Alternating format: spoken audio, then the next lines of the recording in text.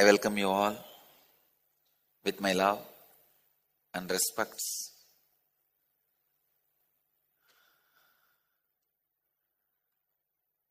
I welcome all the devotees, disciples, samajis, satsangis sitting with us around the world at this moment in 712 places through NTV,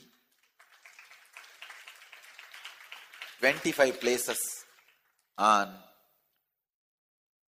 two-way Nayana Diksha, video conferencing, in 214 cities in 34 countries.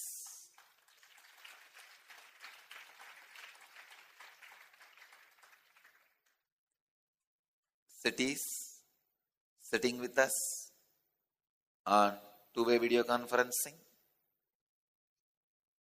Calgary Amarnath, Seattle Chidambaram, Los Angeles Arunachalam, Atlanta Ujjaini, Toronto Kailasam, Ohio Prayag, San Jose Madurai, Phoenix Kanchipuram, Oman Sivagangai, Anna Nagar Chennai, Tucson Arizona, Edgewater, Hyderabad City Center, Edgewater New Jersey, New Jersey Omkareshwar, Paris Kalighat, Rotorua New Zealand, Dallas Dwaraka, Lyon France, Singapore Singapuram, Guadalupe Rameshwaram, Oklahoma Somanatham, London UK,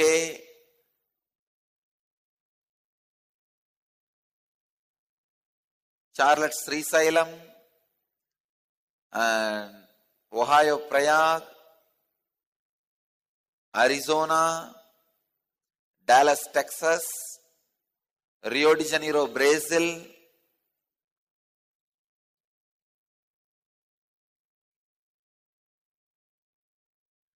Vancouver Canada,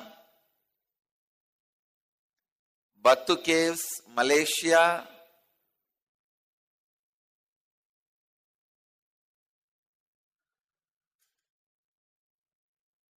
that's it, man.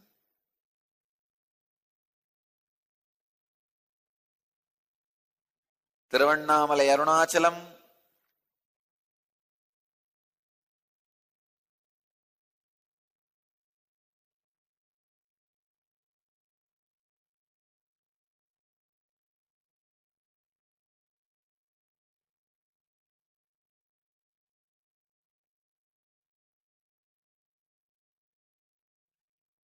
I welcome all of you with my love and blessings.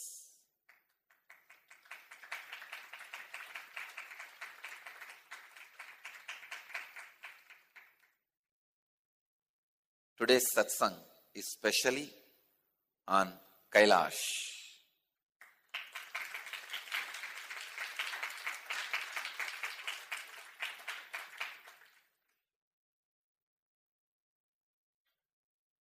Kailash is not just a place. It is a statement. Shiva makes about himself. Understand the whole grandeur of the place, whole energy of the place,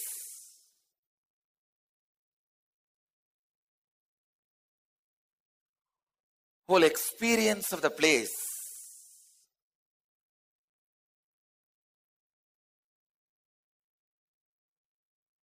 So amazing.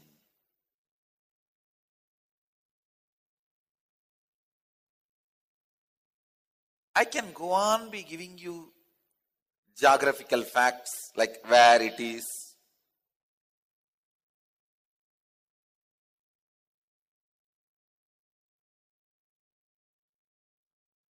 altitude, so many other things. But today I am not going to waste my time on giving you all those details which you can Google and find in the internet. Today I am going to give you more mystical secrets of Kailash.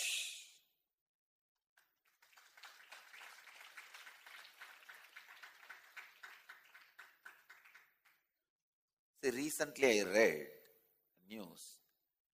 One of the billionaire in India built his house spending $1 billion. 1 billion rupee. No, $1 billion, yes. 1 billion US dollar is spent.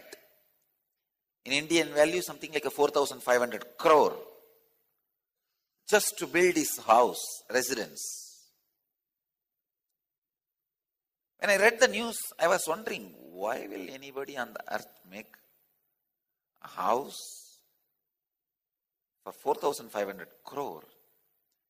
It is not his house. It is more like a statement he is making about himself. I can say the same way.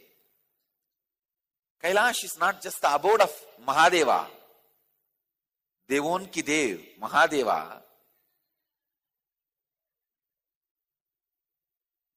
It's a statement he is making about himself.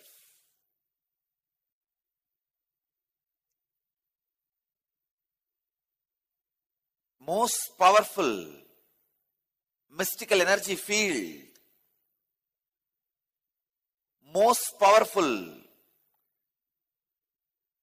spiritual energy center,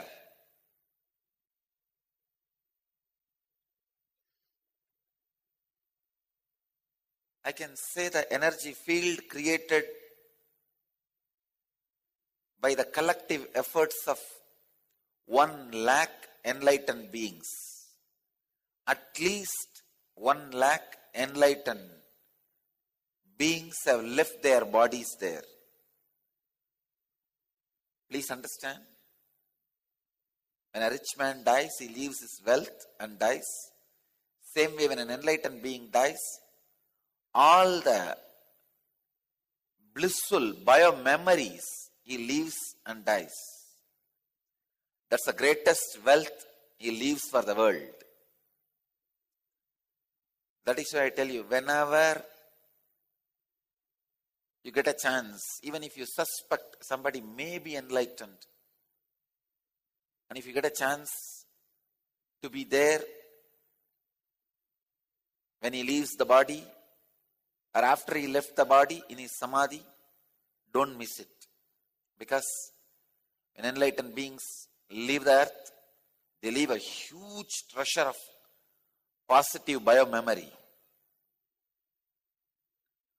One enlightened being's positive bio-memory can awaken at least 1 lakh bio-memories to its peak. Then understand, at least 1 lakh enlightened bodies are there in Kailash. I have to just give a number, so I am giving a number like 1 lakh. Honestly, I should say innumerous. But the word innumerous will not make any meaning for you. That's why I have to make a number. At least 1 lakh enlightened beings have left their bodies there. Such intense energy. Anybody enters into that field, their spiritual bio-memory is awakened. Their higher consciousness is awakened.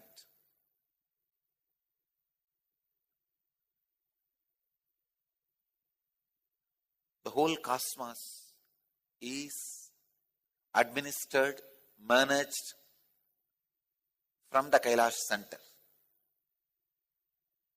Please understand, each energy, great master Aurobindo says, each energy, like energy of wind, energy of ocean, energy of sun, energy of moon, Each energy is an independent intelligence. It is a personification of independent intelligence with which you can connect, which responds to your thoughts, prayers, questions, queries.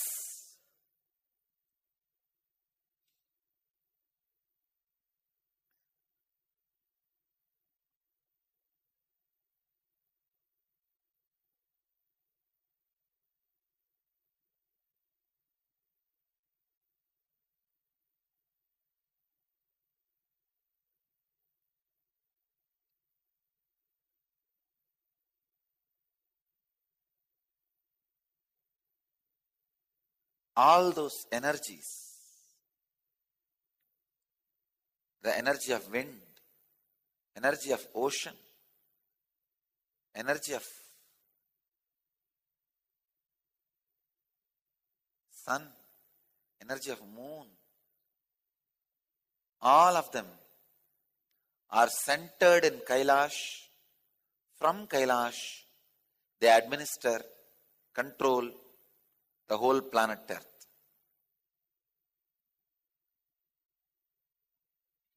When I say, I really mean. It is from Kailash, everything is administered. Please understand, just like a person who lives in America, he is so American-centered, many times they don't even believe outside their border human beings live on planet Earth. Because even if their football match, they call it as World Cup. All the participants are from inside America. There is not a single group which participates from outside America. Because they don't even believe outside their country human beings live.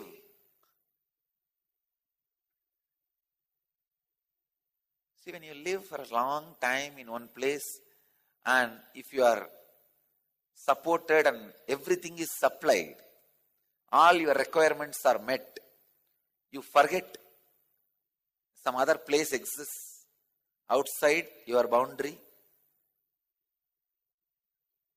and all your operation, everything happens that country centered. No country is so centered on their country like America. I tell you, same way, staying in that country, there are a lot of benefits because all major things are done, designed for American body. All the major medical researches, discovery of medicines, everything is done with a American average. Understand? After many years, each country adopts and creates their averages. For example, the medicine you take for your blood pressure, headache, everything is designed for American average. In course of time, in each country, they adopt it for their average. Same way, all the decisions are made from Kailash. All the mystical decisions are made from Kailash. All the techniques are designed, methods are created, centered on Kailash. So whenever we have to teach outside Kailash, we have to make it, we have to adapt it, customize it to that area. Now if I am giving you any yoga or kriya, I have to adapt it, customize it for Bangalore. But originally, when it is delivered for people who live in Kailash. I think now you understand the importance of Kailash. Everything, all the mystical decisions, everything designed, revealed, made available to planet Earth in Kailash. If they have the habit of putting the seal made in every scripture, every technique, every sutra, every spiritual formula has to come out with a print made in Kailash.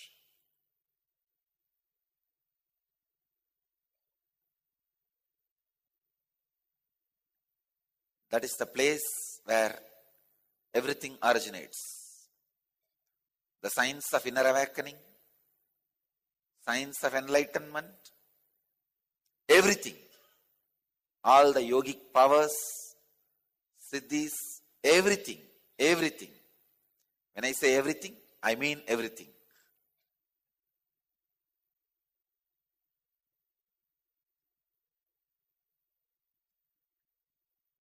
It is the place.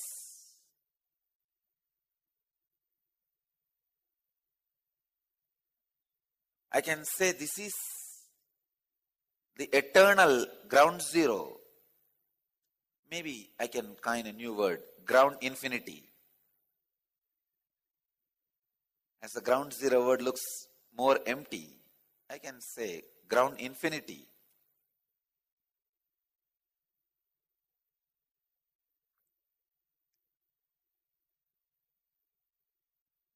Even I never expected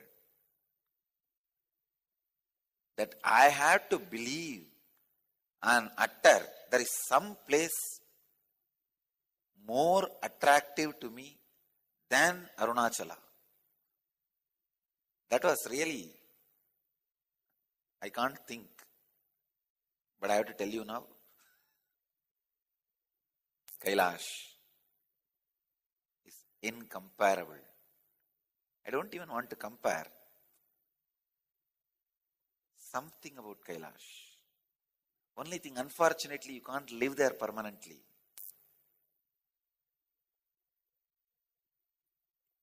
If Kailash was politically inside India, I guarantee I will not stay in any other place. Because politically it is not in Indian geography. And it is not possible to stay there.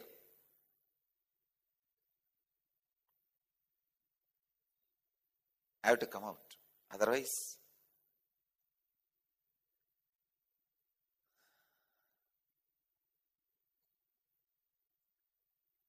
you don't even need to be a seeker to experience Kailash. Just go there physically. You will experience Kailash. If somebody tells me that they don't have money to go to Kailash, I'll tell them, sell one kidney and go.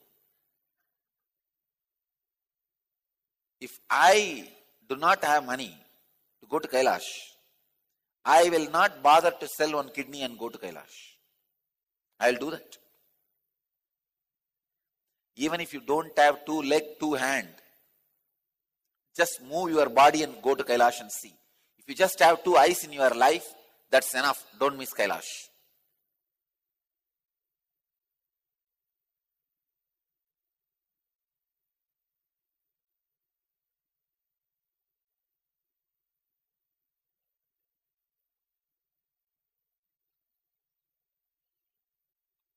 If you can, go. If you can't, even then go. That is what exactly I can tell about Kailash.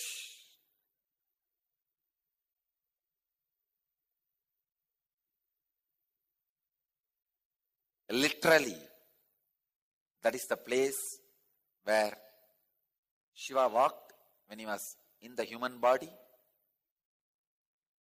Even now, his presence stays centered in Kailash. From there he operates. Whenever he wants to assume a form, he assumes, but the center stays in Kailash. Like whenever I assume the body, I operate, but my center stays in the banyan tree. Keeping banyan tree as my center, I operate. If after every night I pass into samadhi, next day when I get into my body, I enter the banyan tree first. From banyan tree only I enter into my body. So when I leave my body to rest, when I fall into samadhi, I'll keep the remembrance based on the body's distance from banyan tree. So it is from banyan tree I operate. Same way, Mahadeva, Shiva operates in Kailash. Kailash is his center. He assumes different bodies in different frequency. Sometime in physical plane, sometime in subtle plane, sometime in the causal plane, sometime he is in Nirvana Sarira, bodiless space, but he is centered in Kailash, the physical Kailash. Devi, Parvati, is centered in Manasarovar. Manasarovar is the pure Devi energy, which is the source of all the holy rivers of Hindu tradition. Ganga, Yamuna, Saraswati and Brahmaputra. All the four rivers originate from Manasarovar.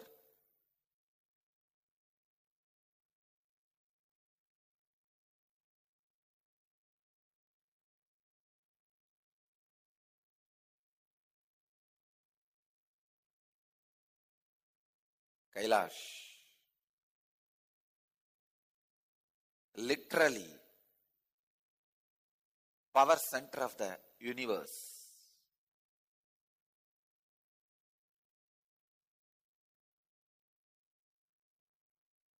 Literally the energy center of the universe.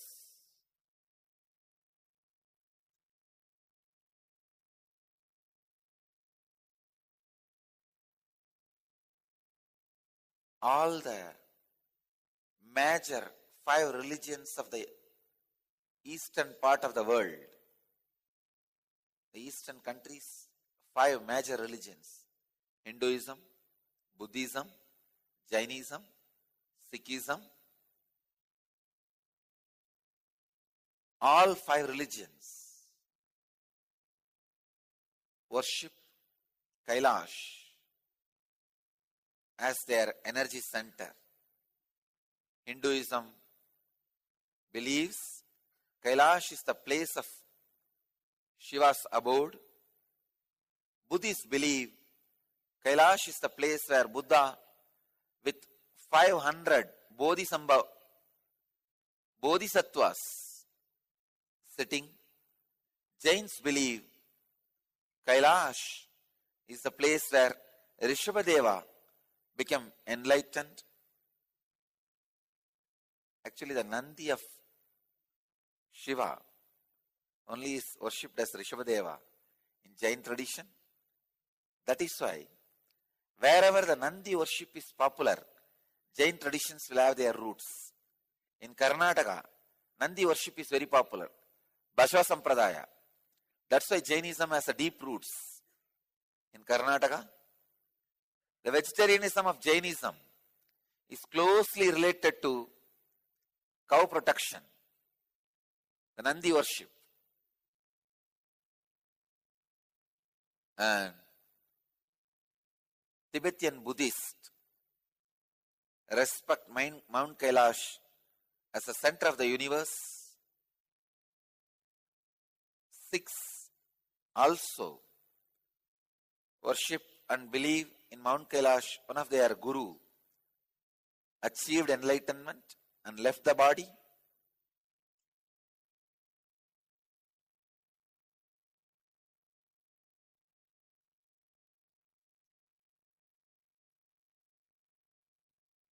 It is not once in a lifetime journey. I can say Kailash is once in many lifetime journey. Hindus, Jains, Buddhists, Sikhs and Bonds. There is another religious Sampradaya, Bonds. All five of them believe Kailash as their most sacred energy center.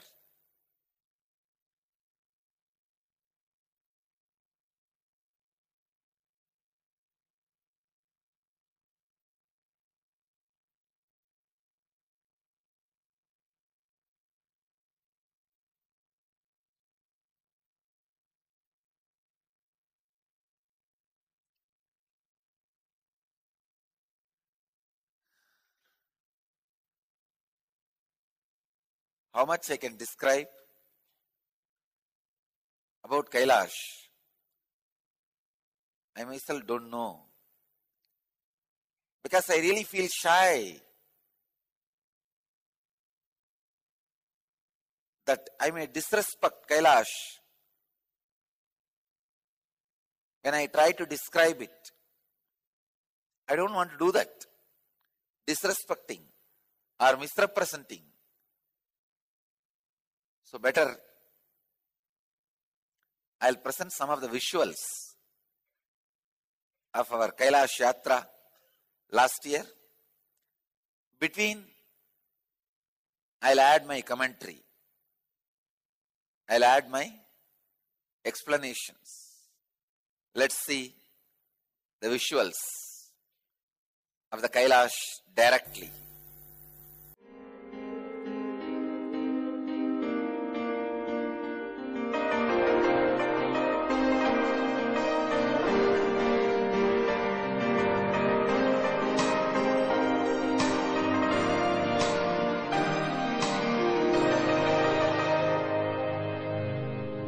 Where are you guys going? Mount Everest!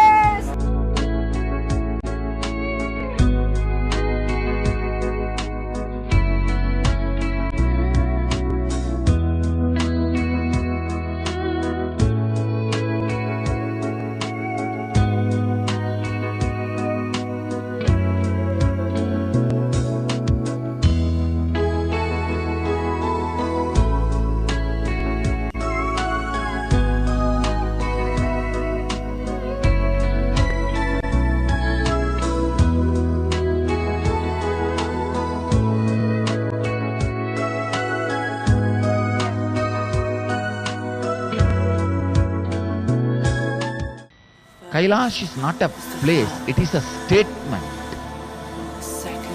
Kailash, land of wind, snow and cosmic mysteries.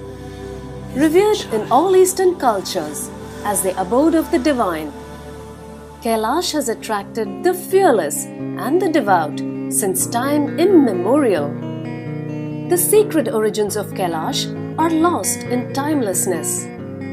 Hindus regard it as the dwelling of the Supreme, Lord Shiva and his consort Devi.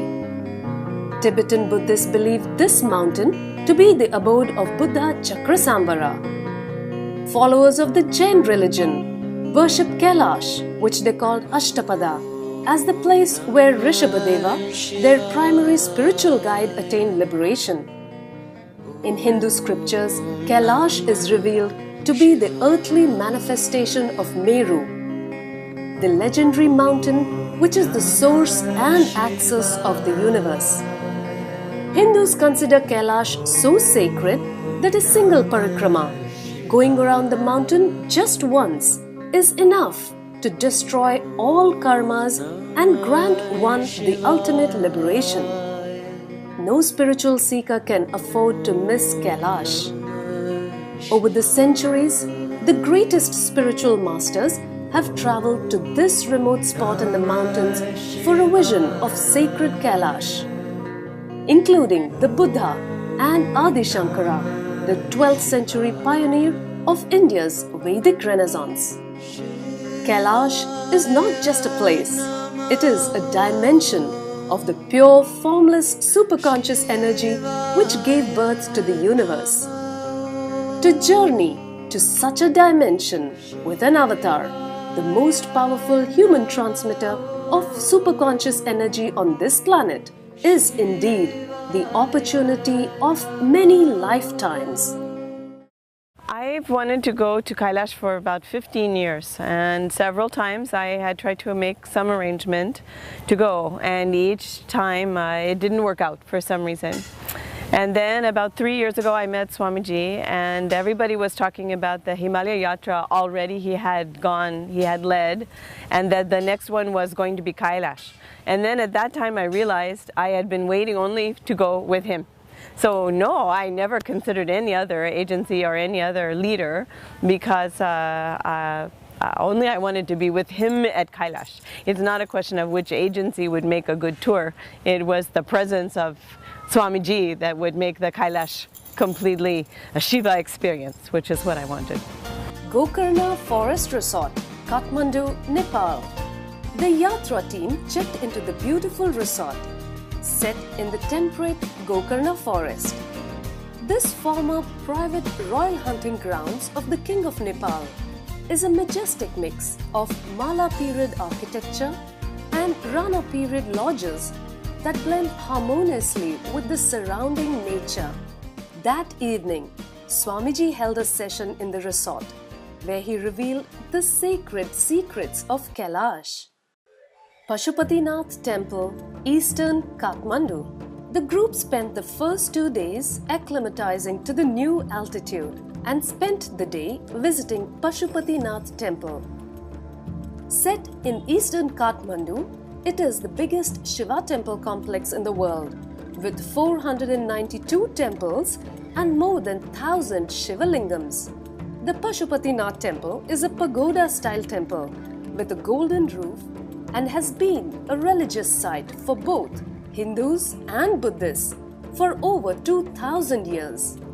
The group started off the day on boats with breakfast from Swamiji's own plate.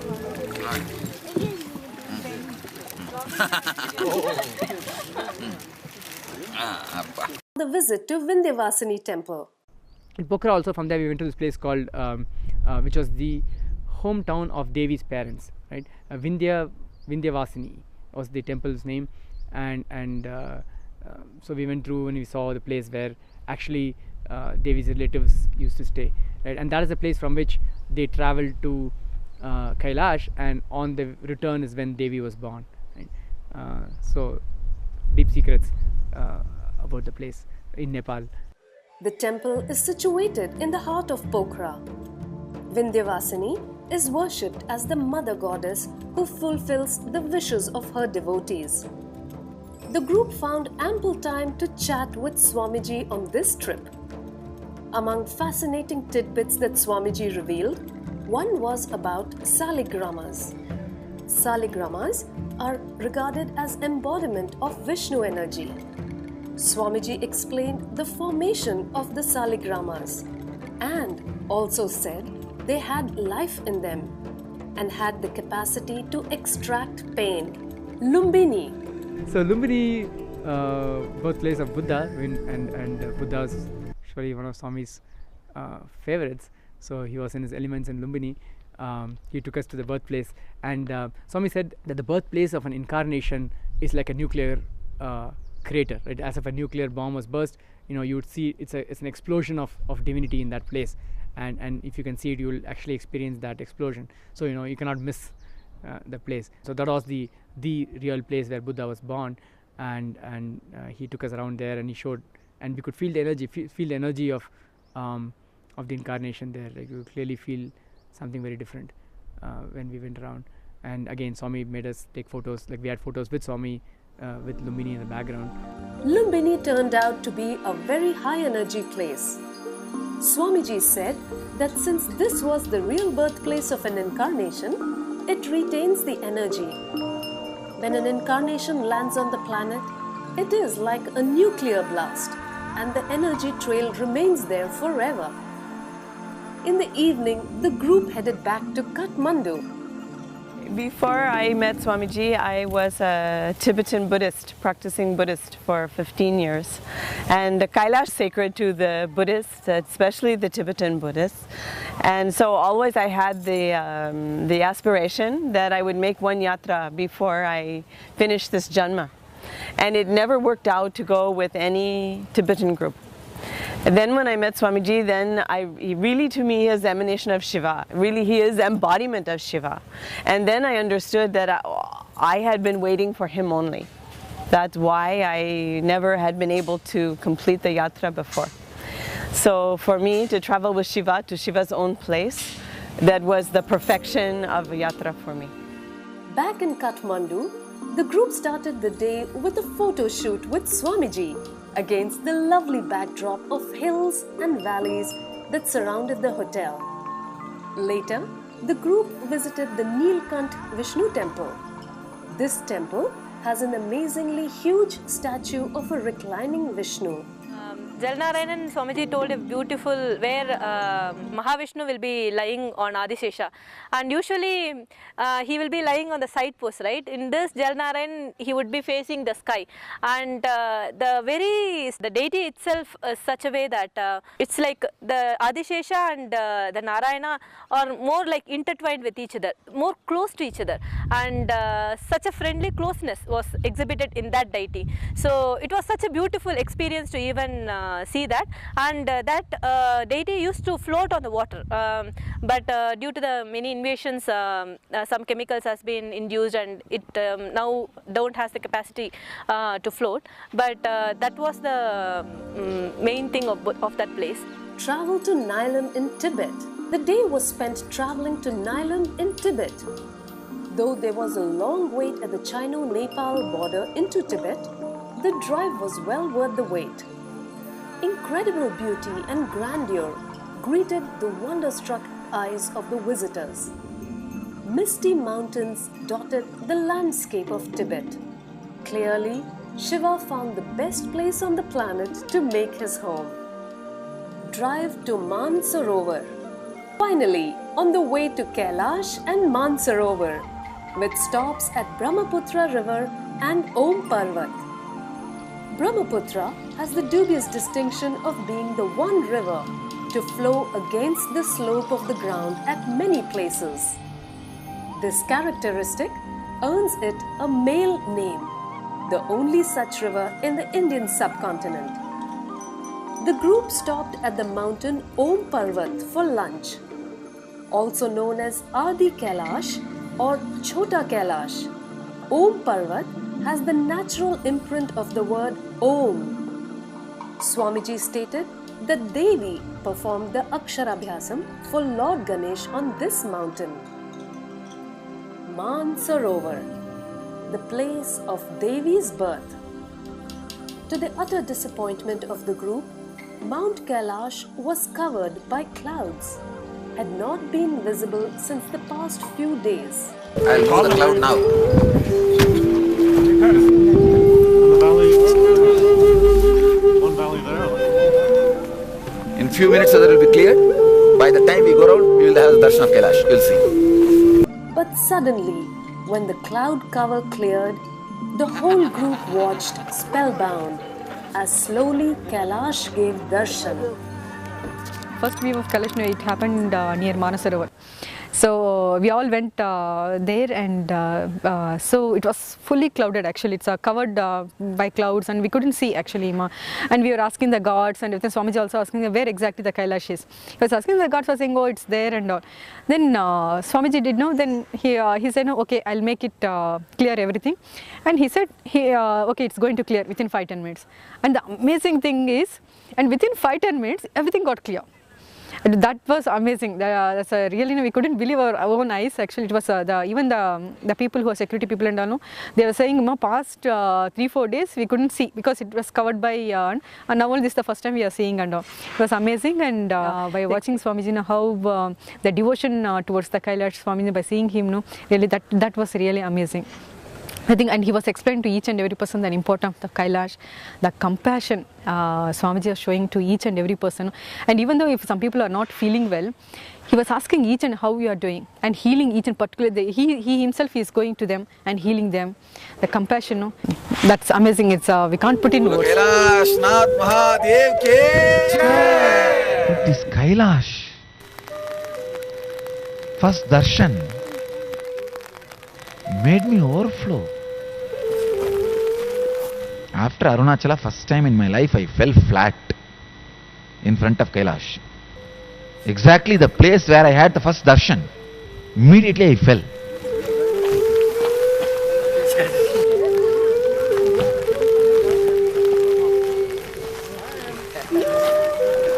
After seeing Kailash, I thought, oh God, what a mysterious wonder is being expressed so physically. What a statement delivered by the cosmos in stone. The ultimate mystery in stone. The group retired into their comfortable tents for the night. The next day dawned with a clear sky, and the group had a magnificent view of the south face of Mount Kailash.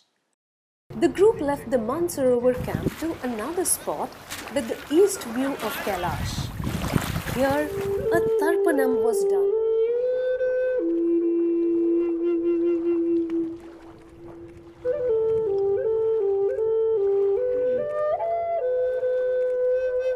Where everyone dropped one deep samskara as each one took a dip in the icy cold waters of Mansarovar. Being in that environment, being in that energy field of that mountain and that lake, Manasarovar Lake, and being in Swamiji's energy environment, which is, they're complementary, they match, the vibrations match, the frequency matching. So together it made it wove a field of intense transformation. I'm still experiencing the effect of it. I can't say that it already happened and it's finished. It's an ongoing process. It just continues and continues and continues. The group drove around the lake on a beautiful road to Kailash base camp at Darchen. The road passed by Lake Rakshasthal, where Devi killed the demons Chanda and Munda and threw their bodies in it.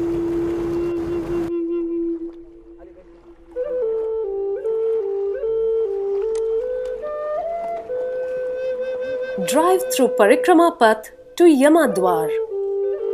The most memorable day of the trip was the drive to Yamadwar that lay on the Parikrama Path. Here, people leave footwear and horses before proceeding to Kailash.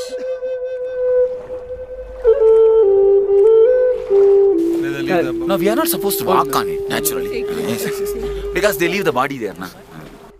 Markandeya is said to have meditated on Shiva at this place.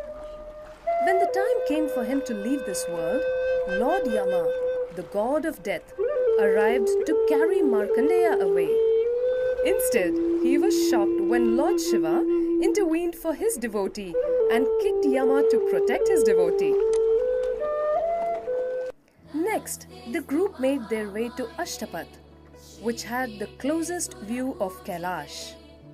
The group spent 8 hours meditating, and which culminated with energy darshan by Swamiji. The next day was time to start the return journey.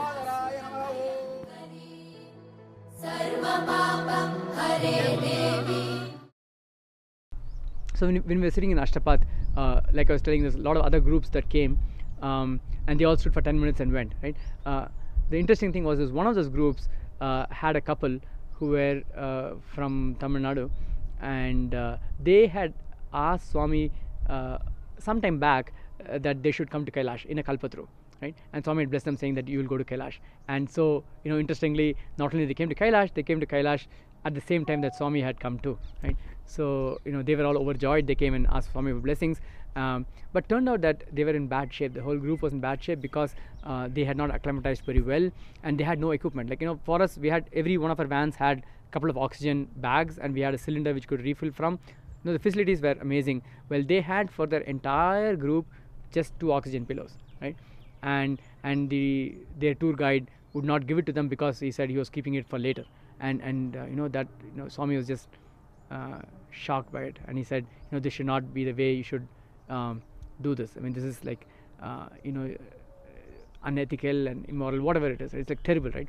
And so he said, he called our doctors and said, test all of them, give them whatever facilities, as many oxygen cylinders that you can, or as many oxygen pillows as you can, whatever they need, give it to them, right?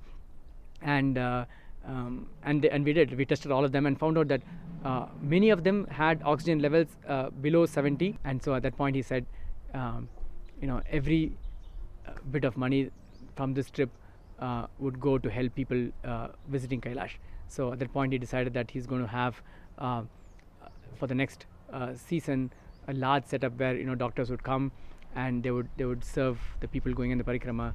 They would get all medical aid that they required, and that's exactly what he's doing now. He's getting so many of his doctors, devotees who are doctors, to come, and he's setting up all the facilities around the parikrama route so that people would have them irrespective of what their tour operators provide them, right? And there you saw this compassion and instantaneous compassion, spontaneous compassion in action, right? He just didn't even think twice before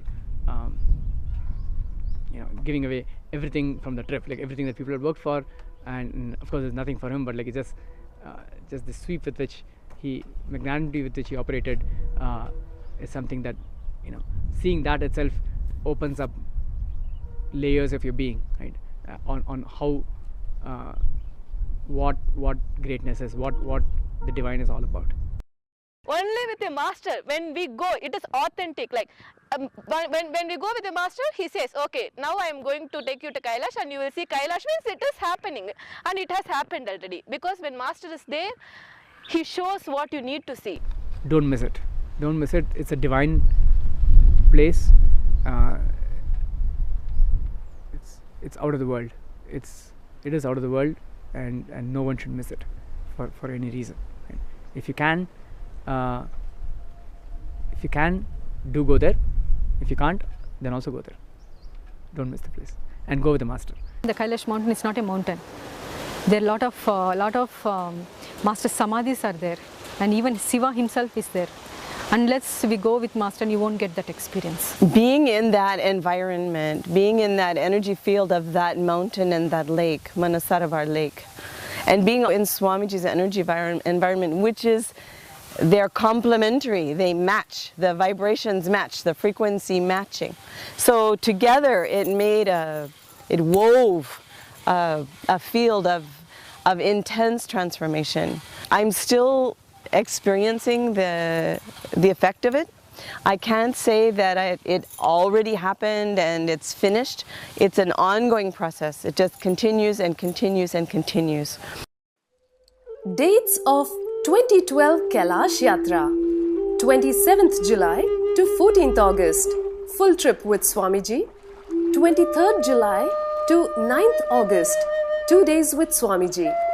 Sign up at www.nithyananda.org. For inquiries, email n.yatras@nithyananda.org. Contact in India 91 77609 80635. In USA 1 909 908 4996.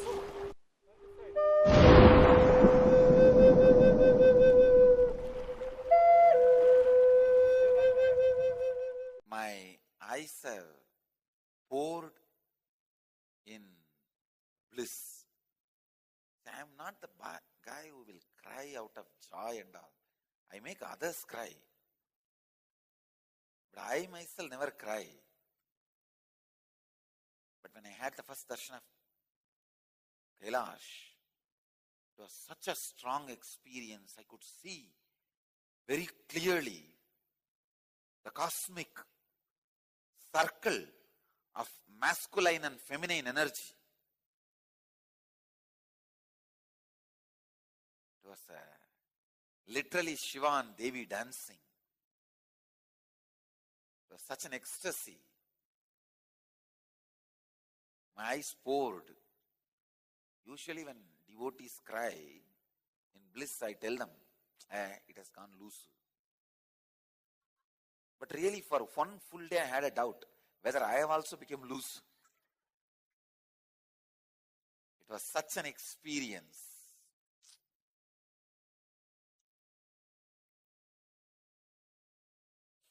The first darshan was, and one more important thing. First when we went, it was cloud. 5 minutes I said, within 5 minutes the cloud will move. It moved. Then I said, till we leave, no question of cloud or covering. Until we left, almost 4 days, there was never ever cloud again on Kailash. We were able to see Kailash completely all over, from wherever we went.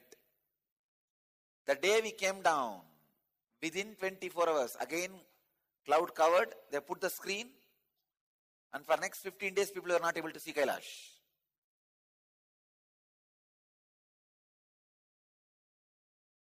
This time, we have decided we are going to go round the Kailash. We are going to do parikrama.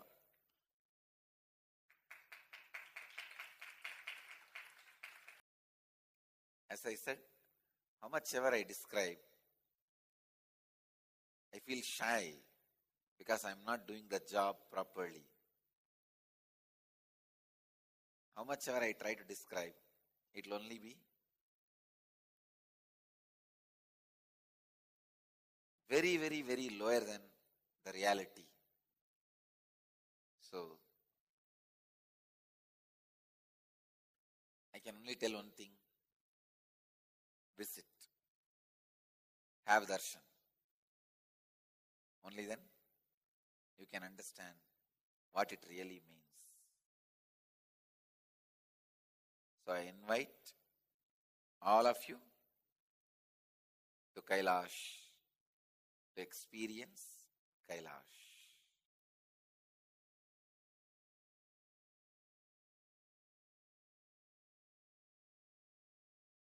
I bless you all.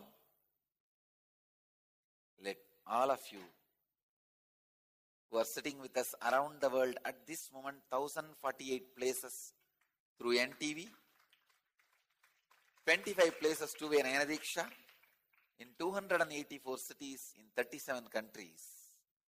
Let you all achieve, experience, live, express, radiate, share, and explode in eternal bliss. Nithyananda. Thank you. Dates of 2012 Kailash Yatra: 27th July to 14th August, full trip with Swamiji. 23rd July to 9th August, 2 days with Swamiji. Sign up at www.nithyananda.org. For inquiries, email n.yatras@nithyananda.org. Contact in India 91 77609 80635. In USA 1 909 908 4996.